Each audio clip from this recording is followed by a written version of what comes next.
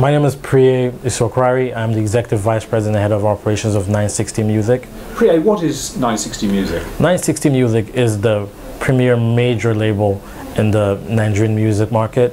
What we're trying to do is put the structure of a major record label, because what we've realized is that all the little independent labels in the structure in the market are a bit don't have the capacity to take the industry to where it needs to be in terms of battling for the proper IP rights, distribution, or financing and record keeping and all that for the industry. So we believe that by putting this structure in place, we should be able to make the necessary investments to kind of move the industry a bit forward.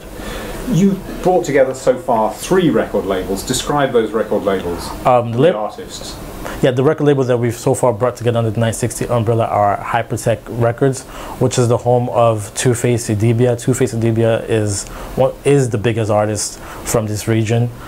We've also been able to bring in Aristocrat Records. Aristocrat Records is what I would like to call a new generation label that's home to one of the fastest rising stars, Burna Boy. And that's playing Afrofusion, which is... Exactly. He's an Afrofusion artist, which he incorporates the African elements, of course, with techno, pop, R&B, reggae. So it's a lot more different and diverse from the regular Afrobeat sound. And of course, Spaghetti Records. Spaghetti Records it's a gospel label. More, of course, African gospel music and everything. So those are the 3 labels that we currently have under the 960 umbrella. The reason for consolidating, as I said, is that because of the investment that needs to be made, an independent record label would not be able to return such investments in the structures we're setting up and the marketing we're actually trying to do. And the kind of services you're focused on are, in a sense, wider than a record label might do. Describe those services. We're looking at a lot of the back-end services, like the proper legal structure and legal system, proper finance, accounting and tax, record keeping, distribution, online distribution, publishing. We're doing a lot to export the content coming from these areas and looking for the right content and licensing deals.